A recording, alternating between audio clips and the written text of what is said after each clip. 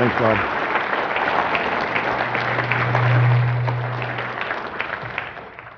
Thank you. How many people have seen the movie? How many people have read the book? Well, a lot fewer, but it's been out of print for a while, so I was supposed to have some for this, but they're going to be coming here in a few days. And rather than trying to go point by point with where the movie strayed from what really happened, I'll just tell you what happened. It was November 5th, 1975, 34 years ago. It was a Wednesday. There were 7 of us out there. In the movie, they had just 5. The slide's actually a little larger than that, showing all 6 of the other guys. Anyway, we got the crew boss, Mike, Ken Peterson, Dwayne Smith, John Gillette, and the 2 that you can't see there are Alan Dallas and Steve Pierce. And like me, 34 years later, all of these guys stand by their story. You know, what happened, happened. And it was a work day. We just finished a long, hard day cutting trees, and it was starting to get dark, and we all got into this crew cab truck, you know. So that's how 7 of us fit into this truck, 3 in the front, 4 in the back. And we're driving down this rough dirt road out of there, and we saw some lights coming through the trees, just little glimmers at first. Nobody was really particularly alarmed when we first saw it because it was deer hunting season, and you know, occasionally we'll see hunters or campers out. And so, as the closer we got, the stranger it seemed, because it was coming from above where I figured the top of the ridge would be. Little glimmers coming through the trees. Just, you know, a map here of where it happened on the rim. A lot of people don't know that there's quite a bit of forest in Arizona. So when we finally got around the trees to where we could see it, there was kind of a break, an opening there, and there this thing was, you know. It was just unmistakable. It was, Alan Dallas yelled out, "It's a flying saucer," right off the bat, because, you know, the skeptics were trying to say, oh, they just saw the planet Jupiter off in the sky or something. But there was no mistaking. This was a metallic object hovering in the sky there, less than 100 feet away. But so many times when we've been you know, in the woods, and we'll catch sight of an animal, you know, you say, there goes a bear, there goes a deer, you know. By the time the rest of the guys look, it's almost gone, you know. So that's kind of the impression I had here, that, you know, it was just going to take off. And so I jumped out of the truck and started towards it, thinking it would be gone before I got close. And what I was doing really alarmed the other guys, and they started yelling and screaming at me to get back in the truck. And I pretty quickly started having second thoughts about what I was doing myself, and I slowed down, and I didn't want to look foolish, and so I made myself continue on. We could hear the rumble, the sound that it was making. It was a kind of a mixture of sounds, some very, very high-pitched and some very low rumbles. I think probably off the range of human hearing on both ends of the spectrum. But they were screaming and yelling at me to get away from there, and you know, that part of the movie was pretty accurate. At one point, you know, I got to where I was looking up at an angle, a pretty steep angle at it. I couldn't really get in much closer because there was a big pile of logging debris there. But I was standing there, and it suddenly started to move. It rose up a little, not real steady. It was kind of an unsteady motion, and the sound got louder, like it was powering up. It was real, you could feel it as well as hear it. And it scared me, so I jumped down behind the end of a log that was sticking out of this pile of debris, and those guys were really frantic, screaming at me to get back in the truck, and I didn't need them to tell me that. I was thinking, how am I going to, get out of here? I felt, a little safer hiding behind the log, but I wanted to get, so I was thinking I would raise up and take off, just make a sprint back to the truck. But when I raised up, I just felt this shock go through my body. It's kind of like an electric shock, or if you've ever been hit real hard when you didn't see it coming, that's the way it felt, and I just blacked out. But the guys in the truck said that a bolt of energy came out of the bottom of this craft and hit me in the upper body, and it threw me back through the air. I said it just looked like a grenade going off. The force of the blast. One of the guys, Dwayne Smith, he said that, later he became an electrician, and he said he's worked around high voltage. To him it sounded really electrical, like a lightning bolt or something. But in the police report, the deputy that interviewed Ken Peterson, he said he described it as looking like a long blue flame.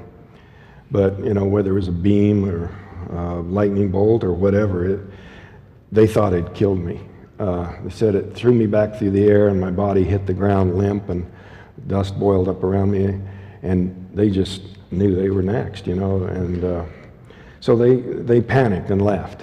And those guys have gotten some criticism for fleeing, but I got to say, I can't blame them, in the situation that they were in. First of all, they thought I was dead. What good would it do to get themselves killed, if it already killed me? Somebody yelled out it killed him, and everybody was telling the boss, let's go, and I don't think he needed to be told. They drove and almost wrecked the truck getting out of there. But they did what they had to do. It was really the smartest thing to do. They had no weapons, and so they took off, and they went as soon as they got to where they put some good distance between them. They stopped, and they got out, and they said they were just all kinds of screaming and yelling, trying to decide what to do, and they started to build a fire, and I guess they didn't actually build a fire, but I think what happened was a deer hunter went by out on the rim road, and so one of the guys suggested they chase them down and see if they could get help, somebody with some guns. And so they tried that, and they weren't able to catch up with them. So finally, Mike and Ken were saying, we've got to go back and see if we can help them. And some of the other guys said, no way, we shouldn't go back there, that's too dangerous. But unlike in the movie where they got out to stand alone in the dark, these guys aren't going to do that, They at least felt safer, being in the truck. They all went back, not just Mike, like in the movie. So I got to hand it to them for having the courage to do that, figuring that the responsible thing to do was to try to rescue me and see if maybe I had survived what happened, and if I needed help, they were gonna try to do something. So although I've kind of had some rough times with some of the guys, especially the crew boss, about that, because my family sort of condemned them for not being more heroic immediately. I got to give them credit that was a very brave thing to do, to go back that night and try to help. They did make a search. They were unable to find me, and so then they went back to town, and they had quite an argument about what to do. Some of them said, well, let's just get some friends and relatives and go back, but they finally decided that they'd have to, face the music and go to the authorities, because, what if I was never found, and it just wouldn't be a good thing for the law enforcement not to have been informed. So they went and called the local deputy, and he came down, and some of these guys were still crying. Everybody was so shook up. They knew something very terrible, something had really happened, but the deputy called the sheriff, and the undersheriff came with him, and they all knew something very terrible had happened, but they immediately had the suspicion that, that we'd gotten into a fight, and I'd been killed, and that these guys had made up this story to cover up for why there was no more Travis. So the sheriff had no doubt that something quite serious had happened, and so he took them back that night, the sheriff did, and made a search of his own. And again, no results. The undersheriff was an expert tracker, and they were unable to find any trace of me. And so some of the guys in the crew have not been real proud about the way they reacted, the fact that some of them cried and were so, panicked, but their reactions are nothing compared to what I was going through. The sheriff got a big search going. It lasted 5 days. He crisscrossed the area with men on horseback, men on foot. They had this helicopter here and some airplanes, and just combed the area. The tracking dogs weren't of a whole lot of use. They were not able to find any trail outside the clearing, of course. And so during the search, one of the Forest Service guys come up and grabbed Dwayne Smith by the collar and jerked him up there and said, "All right, where'd you hide the body?" And so my brother intervened and stopped the confrontation there, but the men all said, "Look, we're telling the truth. Give us sodium pentothal, lie detector test, anything you want." And so the sheriff arranged for a lie detector test for the men, and they brought in this man, Cy Gilson, who was the state police polygraph examiner, had been for years, the best in the state, and he tested the men, and they passed. Now, the media, it was reported to the media that one of the men had an inconclusive, but we got a hold of the police file, and even the police file said that the sixth man's test was that he had told the truth. But because he got in a big argument with the examiner and walked out, they gave him an inconclusive. But that certainly did away with the theory that they killed me. I woke up, I was on my back on a hard raised surface, and a light above me. I was in a lot of pain. I was in and out of consciousness for quite a long time. But the pain, led me to think that I'd been hurt and taken to a hospital.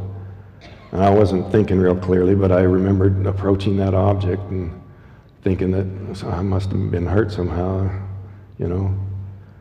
But I was lying on my back, and there was a device laying across my chest.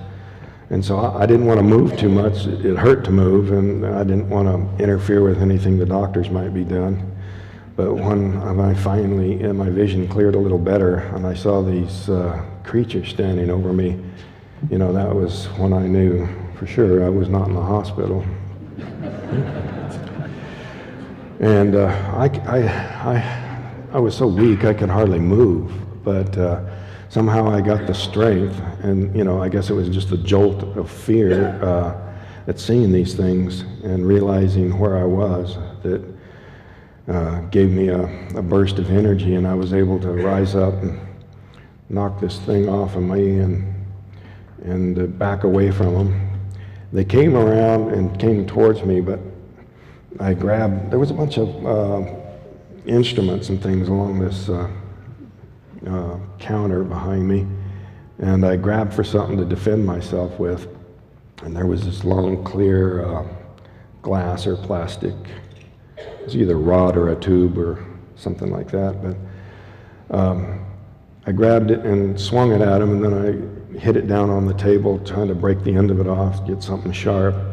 I wasn't really trying to attack him, I was just trying to keep him away from me, and it must have worked because they stopped all at once before they were in range, and I was, just hysterical, flailing at them, and so all at once they turned and went out into the passage outside the door. This was a very dimly lit and cramped space. It was really very bare, not hardly anything in the way of features. I didn't see any screws, heads, or bolts, or rivets, or welds, or anything like that. In the movie, they have it looking real organic and irregular and lots of debris around, but it wasn't like that. Very sterile environment. They'd gone to the right, and so I was afraid they'd come back, and I just wanted to get away from them. It wasn't, anything well thought out. It was just sort of a panic move to just put some distance and try to get out of this thing, which might not have been too smart. Had I been able to open a door or something, that might have been worse situation. But I tried. So I went down this little narrow passage, and I kept looking over my shoulder and wondering if they were pursuing me, but because the passage curved so tightly, I couldn't see very far behind me or ahead of me, which really kind of, made me feel, it just added to my panic. And so I just went ahead and scrambled forward, and I even went past one doorway that I might have been able to escape through, but I came to a door, and there was a little room there with a chair in the middle. And when I went in there, I could see that there were points of light on the walls and floor. I don't know if this was a way that they had of viewing the stars, or where it was actually at the moment, or if it was just like a map or something. But most of the controls that I was trying to operate, I was trying to see if I could open a door, because there was some what looked like doorways on the other side of the room. But most of them didn't seem to do anything. There were some controls that made these lines move on the screen, but nothing opened the door. There was one control that caused the star pattern to move. Not the stars relative to each other, but the whole thing just moved all at once, and that was real disorienting because, my only reference for standing upright, other than, my sense of balance was the chair and the door had just come in. So that may have brought someone, or it could have just been a coincidence, but I turned and there was a man, well, at least I thought he was a man, standing in the doorway. I thought it was somebody there to help me, to rescue me, take me out of there. So I tried to ask him questions. I was telling him about these creatures that I had seen, and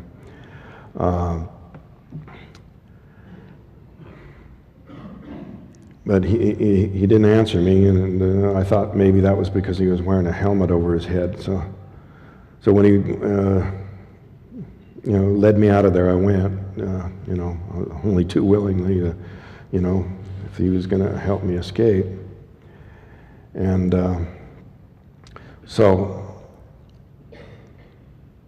when we got outside the craft, at this point it was inside of a large room, either a building, like, sort of a hangar-like thing, or maybe part of a larger craft.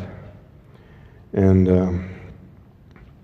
I tried to look around, but he seemed to be in a big hurry. He led me out of this larger room.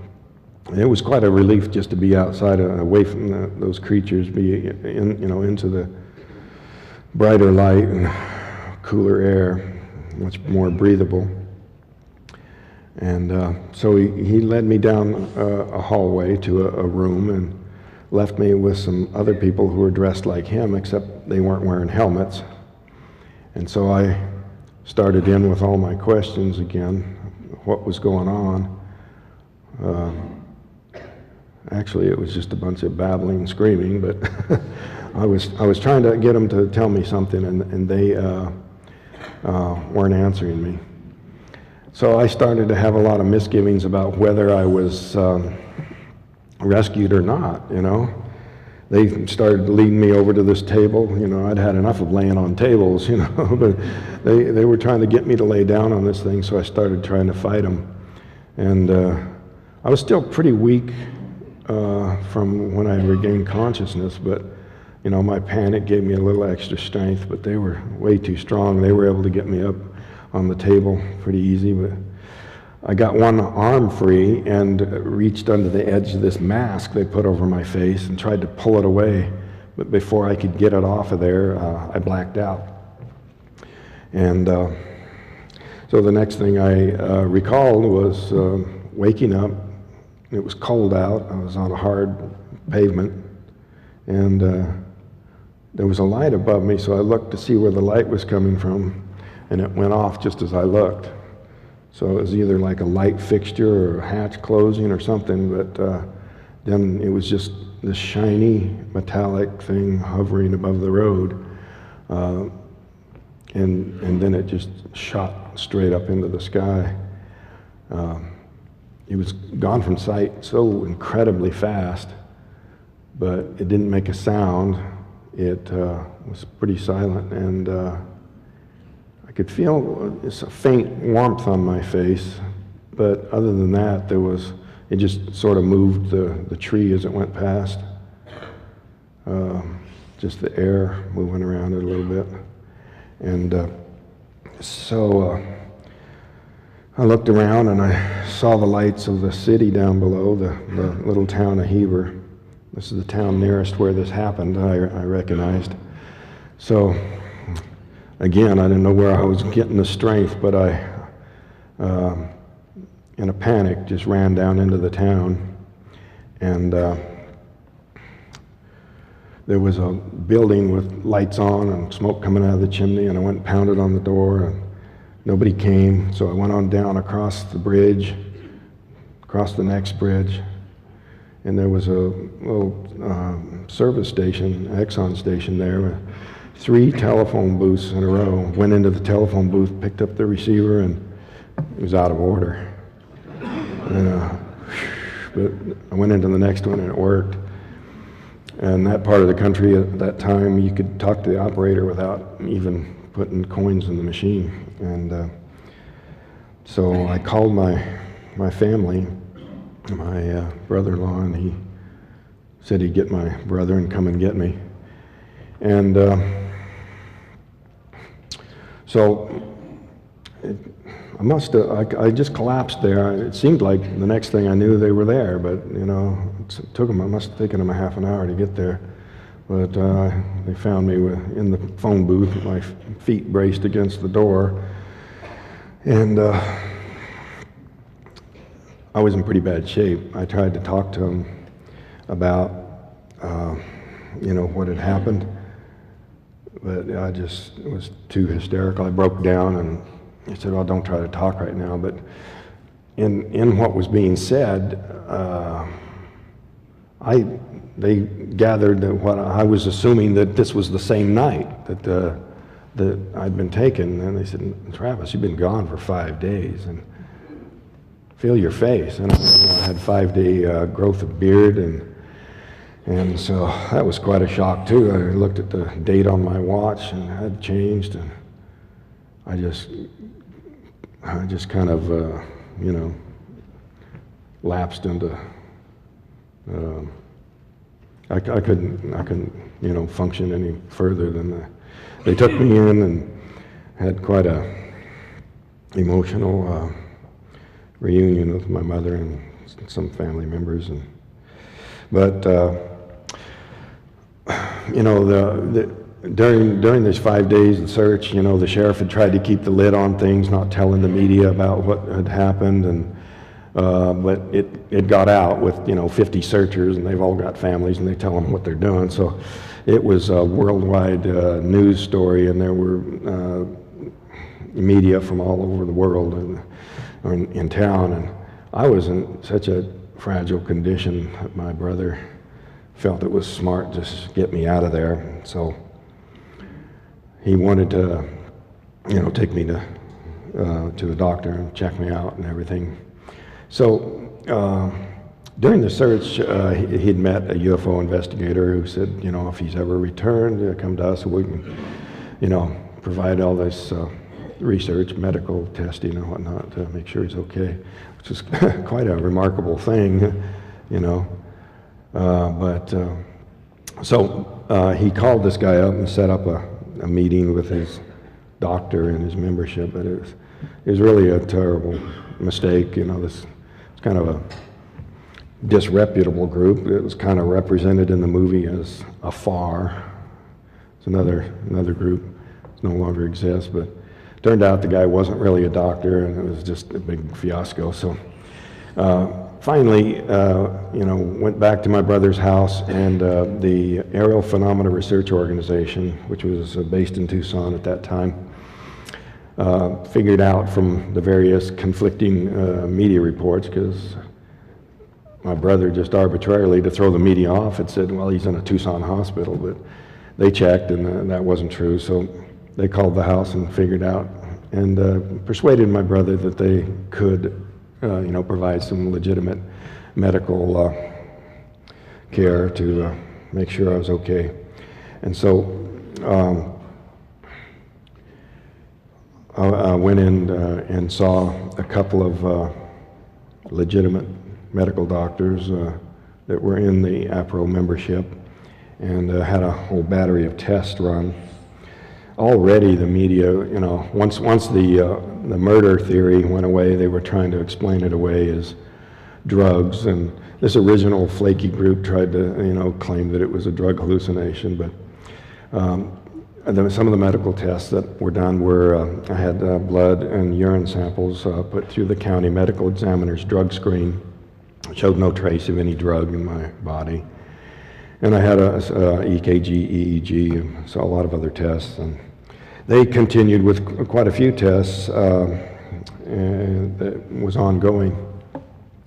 Anyway, Dr. Harder administered performed some regressive hypnosis, and that was the first time I was able to finally verbalize what had happened to me without the fear. With the fear there, I couldn't even get it out. I'd just break down.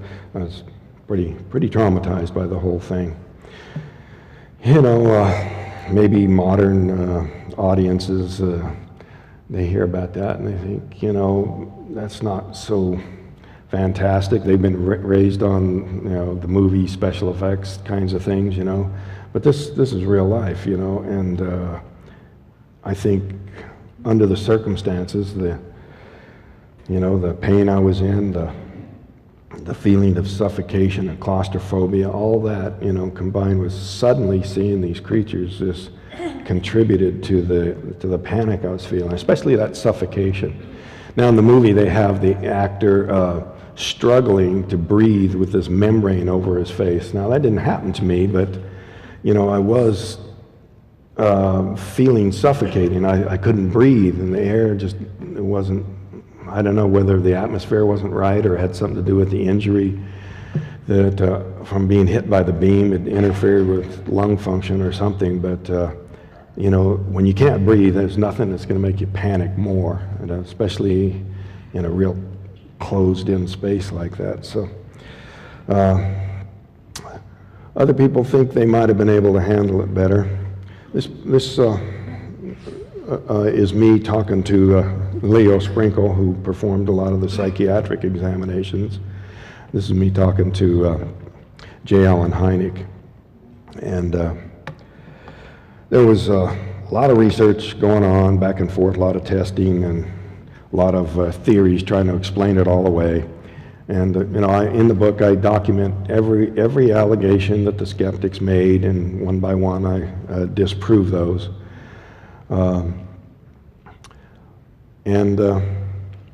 But in the aftermath of all this came the movie, and we were doing interviews for the movie, and it was Hard Copy or Entertainment Tonight or one of those. Wanted to go out to the site, and this was in the middle of winter, and there was 3 feet of snow out there, but they wanted to go anyway. It's almost impossible to get there, so they rented one of these big snow cats that they use at the ski run, and we went plowing through the drifts and went back there and did the interview on the site. And we had a little trouble finding it, but I thought it was because of the snow. But apparently, Mike, he was doing the interview with me, he was the crew boss, he noticed a big change in the trees there. And so, you know, he didn't ever say anything to us or the interviewers. And he went back after the snow melted and started checking things out.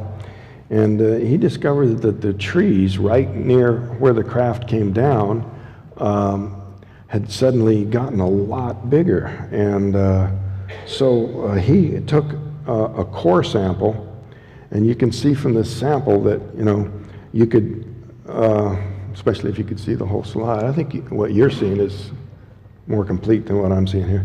But you can see that counting back the number of years to the incident, the winter of 75, 76, that the rings were really broad. And from that point back, they're much, much thinner. And he was able to calculate, you know, a tree is not just a cylinder, it's a tall cone actually, and using the formula for the volume of a cone, he was able to determine that these trees had produced 36 times the previous growth rate for producing, you know, wood fiber. Just an incredible jump.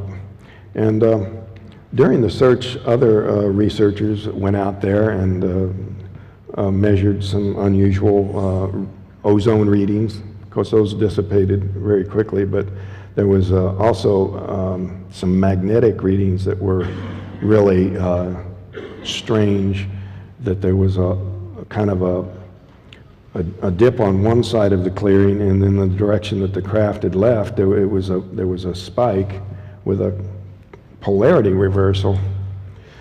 And all that was charted out and put into the APRO file.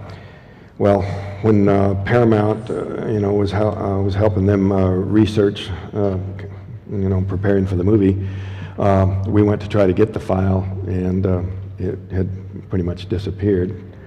And they wanted us to go and see what we could do about getting the police file. And since it was a closed case, you know, the sheriff's department said, sure, no problem, come back tomorrow, we'll have a copy for you.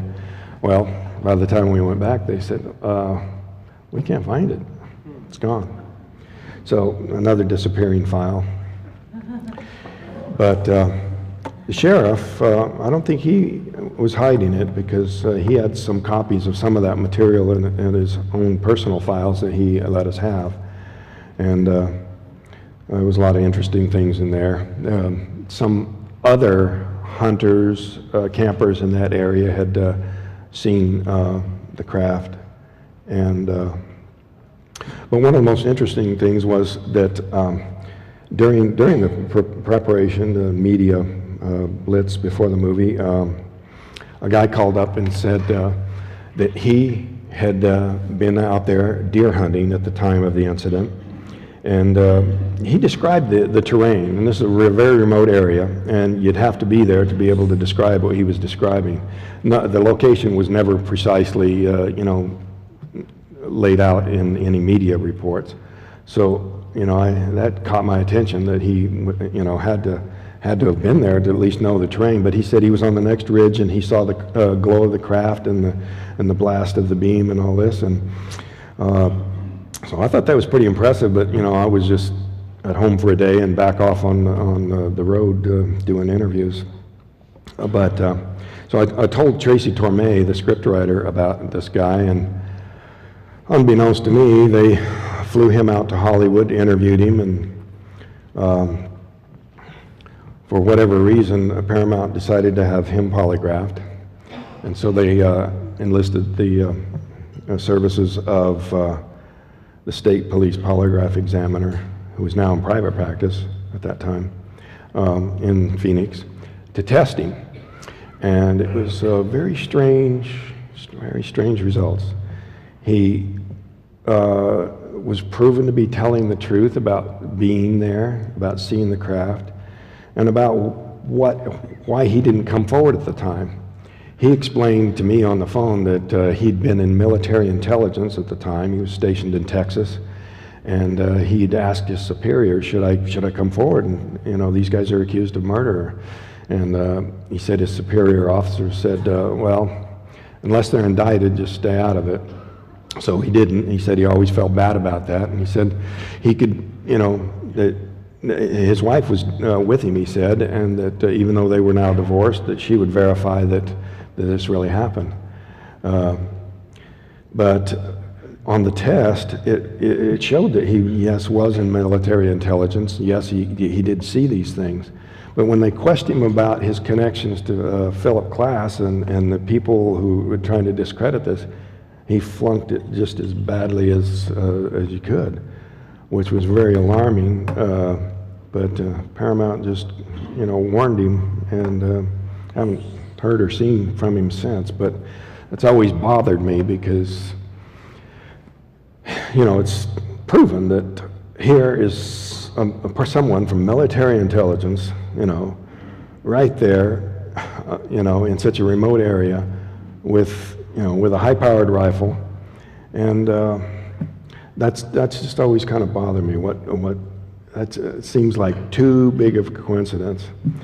This is the polygraph examiner from the first two tests that I took and passed. These were arranged through the Aerial Phenomena Research Organization, and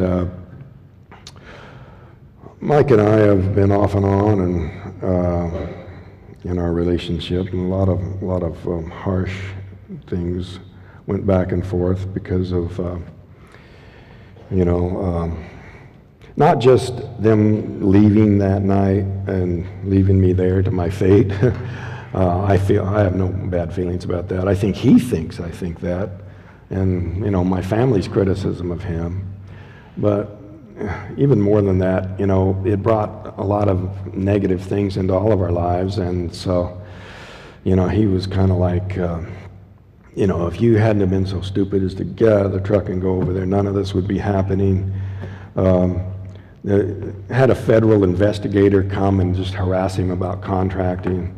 I wrote up a confession and tried to get him to sign it. It's a totally false confession. The investigator's the one that wrote it up. He tried to claim that his one-time partner in contracting, a brother, didn't exist. And he says, we're having a family reunion right now. I'll go and introduce you to him. He does exist. So they were just trying to do anything they could to put pressure on him. We got the message that, shut up or we'll make trouble for you. And we did find out that this investigator went down to the sheriff and got a look at the file on the UFO matter. So I think it was related. And there have been a number of things connected to the government that have been quite disturbing, that kind of added up over time. I did an interview here just a couple of years ago with a lady that was a reporter for the local newspaper, and she was doing volunteer work with the Forest Service the following summer, doing fire watch. And there's a lookout tower called Gentry Tower just a mile or two to the west of the site where the incident happened. And a group of government men came through, and they had all these instruments, and they wanted to know what they were doing. And these guys said, "Well, we're just doing a survey of magnetic readings on the ground here. You know, I know that these things are done, and that that the various agencies have mapped out the magnetic lines on the Earth, but my understanding of that was that you'd have an airplane with a long cable, and the instrument would be, hung below it, and they just fly over the area. So it didn't make sense to me that, that they need a whole team of federal guys to go do this on the ground. So that was suspicious to me that maybe they were measuring something else or up to some other kind of thing. So a lot of connections with federal government and whatnot in the aftermath of this. It's been real suspicious to me about some sort of covert involvement of some agency.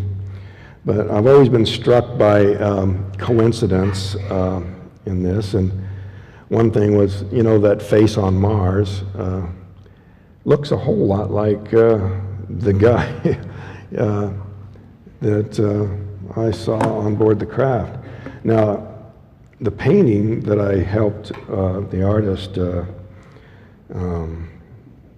this is kind of off-center, but this painting was made before these photos on Mars were ever taken. So, it's just a coincidence, and thought it was kind of interesting. Probably didn't mean anything, especially since that face on Mars, they showed it at a different time, and it didn't look the same. Anyway, the aftermath over these years has been really, really hard to deal with. The stress levels for such a long time after that happened were just so high, and so I'd wake up when I did sleep, with this vision of these eyes. Those creatures, when they were looking at me, it just seemed like they were looking right into me, right through me, in a way that just affected me. It's hard to explain, but it wasn't overtly hostile, but I just interpreted that way because the emotional feeling that I got was that that there was no emotion. When we interact with each other, if you sense that someone doesn't care about you one way or the other, we tend to interpret that as hostile. But beyond that, there was a sort of a stare that just very disturbing to me, and it just bothered me for a long time, and that was one of the main features of my nightmares for a long time. When I started doing a lot of interviews again when the movie came out, because at various times I'd get just so fed up with talking about it, I refused to do interviews for a while. But so when I started doing those again, so many, I was thinking, am I going to be able to tolerate this? Because every time I talked about it, it just knocked me up inside and break out in a sweat and just, kind of relive it. But doing all those interviews really did sort of help to desensitize me. Just putting myself through that stressful emotion over and over again has taken a lot of that away. It used to be I'd get up and talk to a group like you about this, and I'd just be, drenched with sweat before it was over. But it's gotten a lot better, but it still never fails to make me feel it. And but my nightmares kind of changed at the point after that. About the time the movie came out, a lot of the nightmares seemed to involve more of the human-looking type, and little bits of things where I was being moved or carried somewhere. Just dreams, though. Another really strange coincidence here, just a year or two ago, I found a topographical map of the state of Arizona, a whole book of them, and it was divided into areas. And I went to check out the area where the incident happened, and coincidentally, the area where it happened was Area 51. You know, it just blows my mind. You know, there's like almost 100 areas in this topographical map, but Area 51 is where it happened. So, go figure. Another one of those amazing coincidences.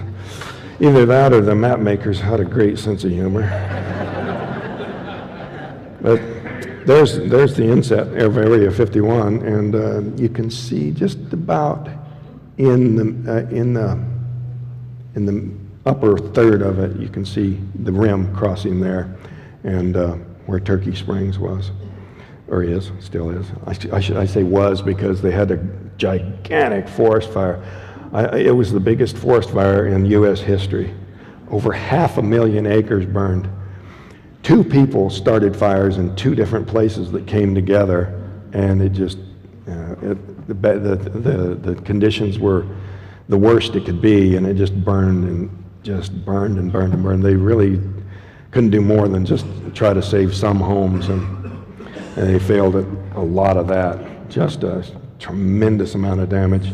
And the fire did burn through the Turkey Springs area, but remarkably, some of the trees that had exhibited this phenomenal growth survived the fire. And another coincidence, Linda Moulton Howe came, and she had another appointment in nearby Sedona, but this was an opportunity for her to go to the site and collect some samples in regard to this tree growth thing. And so she calls up and does it. And when I go to pick her up,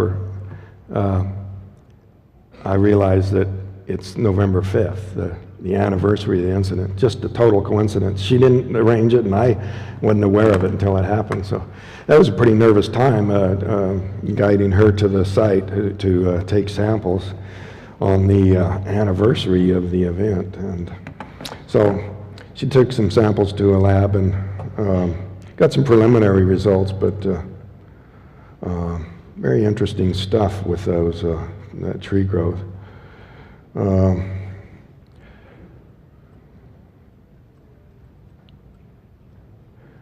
There was another odd coincidence that came to my attention. A radio host from the Great Lakes area said, "Do you realize that the night you were returned was the same night of the wreck of the Edmund Fitzgerald?" Now, Gordon Lightfoot wrote a song about this, and the wreck of the Edmund Fitzgerald happened on November 5th, 1975. And the radio host told me that there was other UFO sightings in connection with this, and there was a lot of mystery about why the ship went down. And what was really strange was that the 29 crewmen disappeared without a trace. So, you know, the radio host was implying that they'd been abducted, and maybe so, because the place where the ship went down wasn't, you know, the water wasn't much deeper than this ceiling of this room. When the ship hit the bottom, the parts of it was still above the ocean. And they recovered the ship within hours, and they never recovered a single body of those 29 men. But the night that I was returned, I made my call for help to my brother Grant, and one of the crewmen on the Edmund Fitzgerald was named Grant Walton. So another one of those weird coincidences. There's been a lot of them in connection with this. It turned out that the actor who played Mike Rogers was a second double cousin or something, that he was related to him, and a lot of coincidences and involved in the whole thing, which I go into a lot of detail in the book. But I'm going to get ready to start taking some questions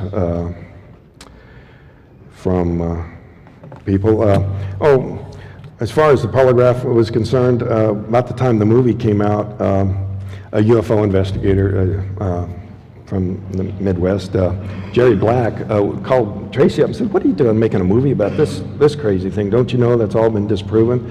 And he, had heard all this stuff from Philip Klass, and so they argued about it. And well, the upshot of the whole thing was that he wanted to have new polygraph tests done, And Tracy dropped out of the argument, but Mike Rogers continued it, and basically they went back and forth and wound up arranging new polygraph tests for him, for me, and for Alan Dallas. And he arranged them with Cy Gilson, who was in private practice. And he was using, state-of-the-art methods that have been developed at the University of Utah, in which the examiner scores it and the computer scores it. And so there was kind of a double scoring system to remove the possibility of examiner bias or anything like that. And modern equipment, the best there is, and we all passed at the highest ratings on new tests. I myself took 2 new tests. So, and then last August of 2008, I sought out more testing. Cy Gilson had retired, so the most rigorous testing I could find was in the state of New Mexico, because results are admissible in court there. So I checked around, and other examiners recommended this one guy. He was the best. He did the testing for the Albuquerque Police Department, New Mexico State Prison, even the United States Marshals Service. And I took 2 more tests from him and passed them at the highest level. So up to this point, I've taken 6 lie detector tests, which I passed in regards to this matter. So I think as far as polygraph's concerned, enough already, But, there's a lot of evidence. I go into great detail in the book, and there's some more in the new book, which will be available in a week. And, it's all there. And up to now, my main criticism of my critics has been making up their minds without looking at the evidence.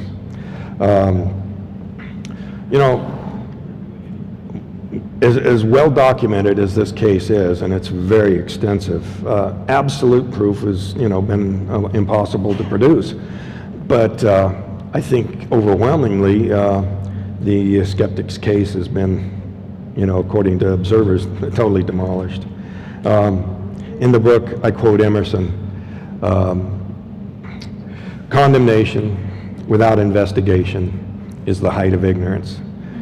So, my reply to my critics continues to be, you don't have a right to an opinion if you don't look at the facts. So all I've asked is just take a look at the evidence and let the chips fall where they may. Think what you want to think, but don't go by hearsay, because there was a lot of rumors flying around, just totally ridiculous things. I'm going to open it up for questions.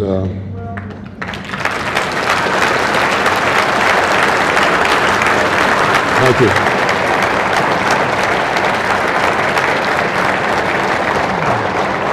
Okay. Hi, Travis. As a MUFON state director, I'm most interested in what did they look like. It looks like you were taken by Greys and returned maybe by Nordics. Can you describe their height, weight, complexion, exactly what they looked like compared to you? Well, the slides, I was unable to get this thing to go backwards, but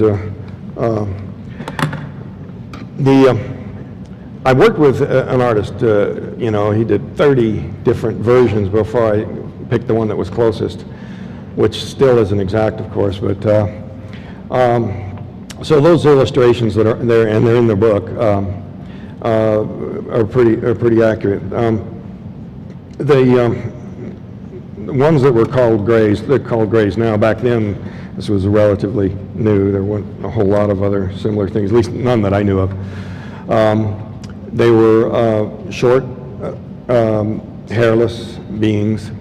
One thing that differs from what I consider a traditional gray description is the eyes. These eyes were huge, but they were actually, I actually saw them blink. You know, they were like a regular eye, but just very, very large. And but you know, the human type being, they were you know, they were kind of Nordic looking, but there was something very odd about their eyes that I just never have been able to figure out. And you know, as far as the artistic renderings are concerned, that's something I don't feel that I ever got completely correct. But they were very young, healthy looking, very strong looking, and kind of alike in a family sort of way, but not like identical twins. So I've often wondered if they might have been humans. You know, I don't know if there was some connection with some Earth-based agency. Maybe they were operating on behalf of them. I did not see any insignia or writing or you know, anything, but you know, I took it to be a uniform. They were all dressed the same, but no markings.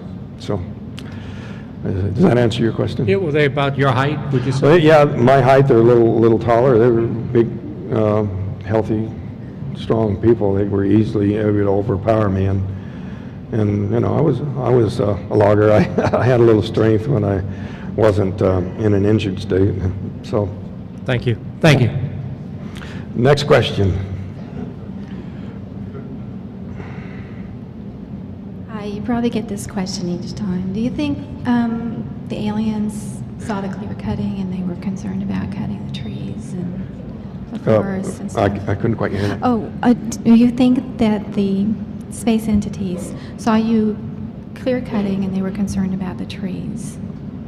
I mean, the fire, the look of the fire, and the trees grew bigger afterwards, and they were angry, they threw you down. I'm sorry, is it this thing in my ear? Yeah, did you hear her question? Okay.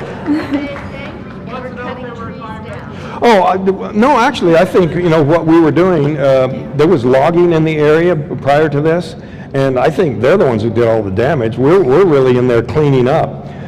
We were cutting down the diseased trees, the ones that were damaged when they drive over them with a skidder, and it was really, you know, a forest. They call it timber stand improvement, TSI. So we were trying to fix some of the damage. I don't think it was a ecological thing at all. For a long time, I preferred to believe that that what my being taken was kind of an accident that was caused by me being foolish enough to get out and get too close. See, there was one theory that when I jumped down behind the log, I was kind of doing so in a crouch. And then when I stood up to sprint back to the truck, at that point my upper body was closest to the craft that it was at any point, and that there may have been some sort of static discharge or some sort of field built up in it that discharged, just, you know, kind of like I was a grounding rod or something. That, it's, in other words, some kind of an accident. And then maybe they had to clean up the mess. Do you feel at that point that they took you aboard craft to monitor you to make sure you were okay? Yeah, it could be that they were trying to fix me. It may be that they did so. It may be that they didn't know enough about my body and they got these human-looking people involved. I don't know. That's all speculation of who was cooperating, whether they intervened or were helping them. You know, it's yeah, it's a mystery. I'm sorry I wasn't able to hear you. Thank you. Hello. I have a few short questions. Okay.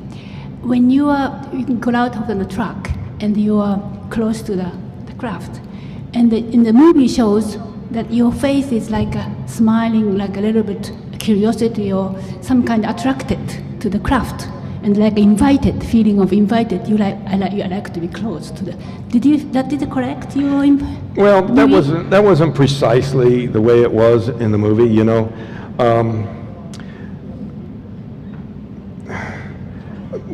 when we were doing all these interviews, they interviewed Alan Dallas, and he said it looked to him like I was just compelled, like I was just being drawn in some hypnotic way towards it. But, you know, it was really different than that. I was very curious about seeing it up close and like that. And, you know, when I did get up close, I was, you know, standing there in awe, but a lot of fear. And, but at the same time, my initial motivation was just being a dumb show-off, you know, to the guys in the truck, because it made them panic, and so that kind of got me going. But I live to regret that. So it wasn't really like that. And you know, in the movie, they had it looking like lava, molten lava. But when we were telling them it looked like molten steel, fresh from a blast furnace, we're talking about like white hot. It was a golden sort of a color, not reddish like that. Oh, okay. So, now, yeah, please. Next one. I think I saw on the TV your drama. I mean, the TV movie.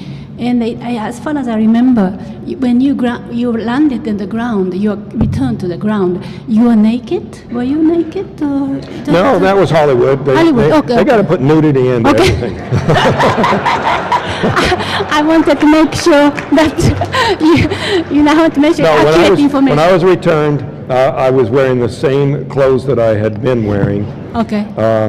They did film some scene where I come upon some lovers in a car, and they're naked, and I'm naked, and everybody's screaming.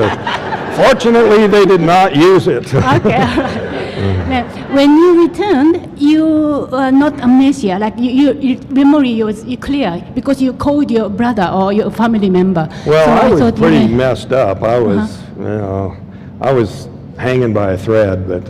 But you remember telephone number, so. Yeah. Apparently. Now, there was a guy that I knew, he claims that I called him and asked him to pick me up. And, you know, I hadn't seen him in months and months. I have no memory of calling anybody but my family. But he swears that I called him and asked him to come and pick me up. And he didn't have a car at the time. But I just don't think that happened. I think it was my family that I remembered the number and called him. Okay. Is it happened only once, or Kraft came back after that, or how? Time's up. Okay, sorry. Now, if anything more was to happen, I would not make it public. You know, when I was returned, it was already international news, and so I was forced to. You know, I didn't voluntarily come forward about anything. So, they tell me I'm out of time, but I will be out in the lobby. Okay. With a few of my books. Thank you very much. Thank you very much. Answer some more questions. Thank you. Thank you very much.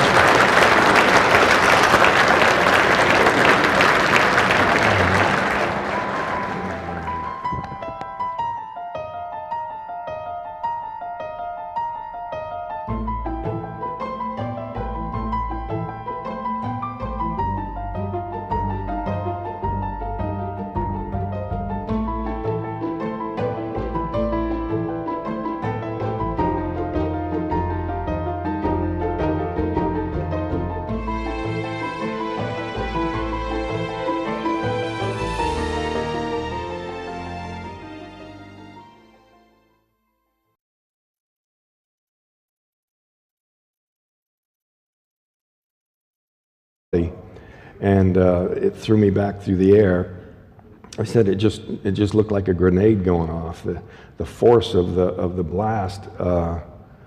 One of the guys, Dwayne Smith, he said that, you know, later he became an electrician, and he said he's worked around high voltage. To him, it sounded really electrical, like a lightning bolt or something. But in the police report, the deputy that interviewed Ken Peterson, he said he described it as looking like a long blue flame. But, you know, whether it was a beam or a lightning bolt or whatever, they thought it killed me. They said it threw me back through the air and my body hit the ground limp and dust boiled up around me, and they just knew they were next, you know, and so they panicked and left. And those guys have gotten some criticism for fleeing, you know. But I got to say, I can't blame them, you know, in the situation that they were in. First of all, they thought I was dead. What good would it do to get themselves killed, you know, if it already killed me? Somebody yelled out it killed him, and everybody was telling the boss, let's go, and I don't think he needed to be told. They drove and almost wrecked the truck getting out of there. But they did what they had to do. It was really the smartest thing to do. They had no weapons, and so they took off, and they went as soon as they got to where they put some good distance between them. They stopped and they got out, and they said they was just all kinds of screaming and yelling, trying to decide what to do. And they started to build a fire, and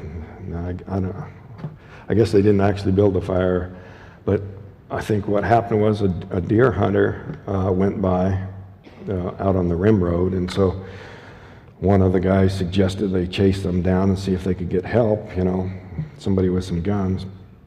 And so they tried that, and they weren't able to catch up with them. So finally, you know,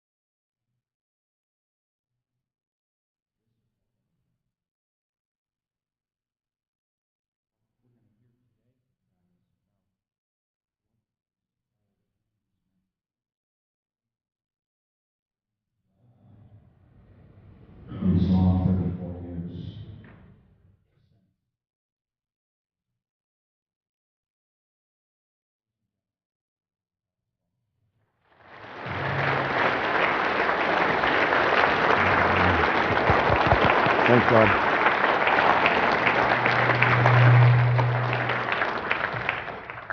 Thank you. How many people have seen the movie? How many people have read the book? Well, a lot fewer, but it's been out of print for a while. So I was supposed to have some for this, but they're going to be coming here in a few days. And rather than trying to go point by point with where the movie strayed from what really happened, I'll just tell you what happened. It was November 5th, 1975, 34 years ago. It was a Wednesday. There were 7 of us out there. In the movie, they had just 5.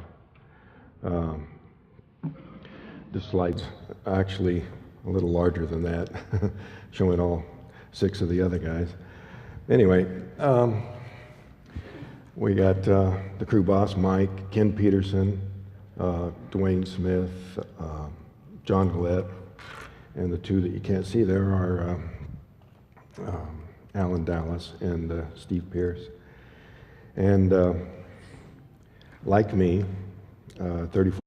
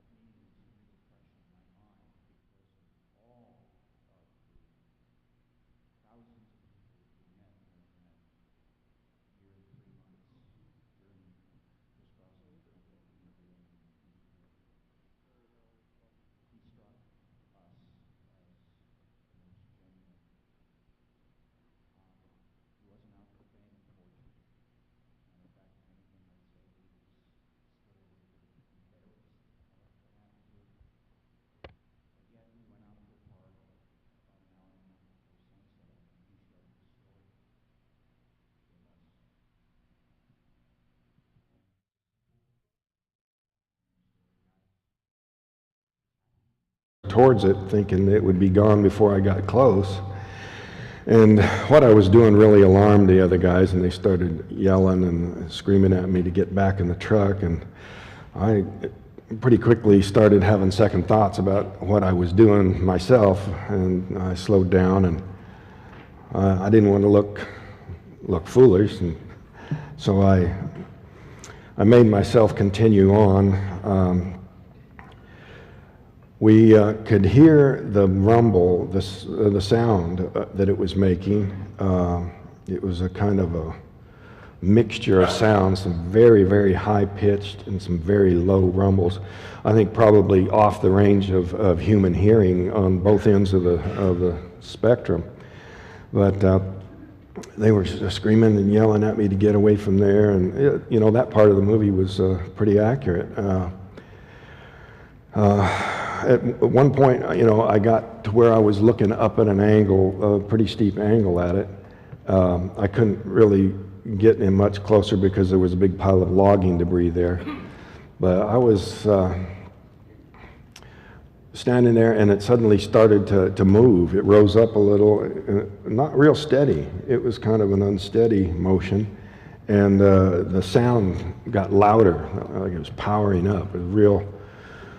You know, you could feel it as well as hear it. And it scared me, so I jumped down behind the end of a log that was sticking out of this pile of debris, and those guys were really frantic screaming at me to get back in the truck, and you know, I didn't need them to tell me that. I was thinking, how am I going to, you know, get out of here? I felt, you know, a little safer hiding behind the log, but I wanted to get, so I was thinking I would raise up and take off, you know, just make a sprint back to the truck. But when I raised up, I just felt this shock go through my body. It's kind of like an electric shock. Or if you've ever been hit real hard when you didn't see it coming, that's the way it felt, and I just blacked out. But the guys in the truck said that a bolt of energy came out of the bottom of this craft and hit me in the upper body. 4 years later, all of these guys stand by their story. You know, what happened, happened. And it was a work day. We just finished a long, hard day cutting trees, and it was starting to get dark, and we all got into this crew cab truck, you know. So that's how 7 of us fit into this truck, 3 in the front, 4 in the back. And we're driving down this rough dirt road out of there, and we saw some lights coming through the trees, just little glimmers at first. Nobody was really particularly alarmed when we first saw it, because it was deer hunting season, and you know, occasionally we'll see hunters or campers out. And so, as the closer we got, the stranger it seemed, because it was coming from above where I figured the top of the ridge would be. Little glimmers coming through the trees. Just, you know, a map here of where it happened on the rim. A lot of people don't know that there's quite a bit of forest in Arizona. So when we finally got around the trees to where we could see it, there was kind of a break, an opening there, and there this thing was, you know. It was just unmistakable. It was, Alan Dallas yelled out, "It's a flying saucer," right off the bat, because, you know, the skeptics were trying to say, oh, they just saw the planet Jupiter off in the sky or something. But there was no mistaking. This was a metallic object hovering in the sky there, less than 100 feet away. But so many times when we've been you know, in the woods, and we'll catch sight of an animal, you know, you say, there goes a bear, there goes a deer, you know. By the time the rest of the guys look, it's almost gone, you know. So that's kind of the impression I had here, that, you know, it was just going to take off. And so I jumped out of the truck and started